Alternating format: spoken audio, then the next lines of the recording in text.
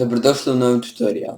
U ovom tutorialu pokazat ću vam kako da u Microsoft Office namjestite jezik koji vi želite. Prvo je potrebno da znate koju verziju Microsoft Office-a imate, a to ćete provjeriti na start svi programi Microsoft Office i vidjeti koju verziju imate. Ja imam 2010, ali u ovom tutorialu pokazat ću vam kako da tražite za 2007, mada je sve isto, samo se male promjene dešavaju. Sve što je potrebno je da odete u Google i upišete verziju koju imate Microsoft Office. Ja imam 2010, ali sad za ovaj tutorial sam odlučio napraviti sa 2007. Language pack i jezik koji želite. Ja sam sad pisao hrvatski i jednostavno samo ovdje pronađite Pirate Bay i kliknite na to i get this torrent.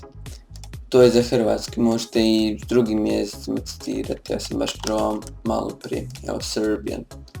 Evo imate na katu da preuzmete i kad preuzmete normalno instalirate Language Pack ili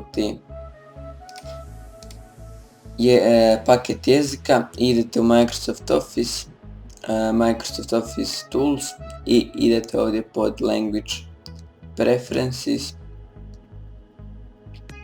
i ovdje sad da vam je jezik koji sam instalirao prvi i sve će vam biti na tom jeziku. I to je bilo to za ovaj tutorial, nadam se da ste nešto naučili.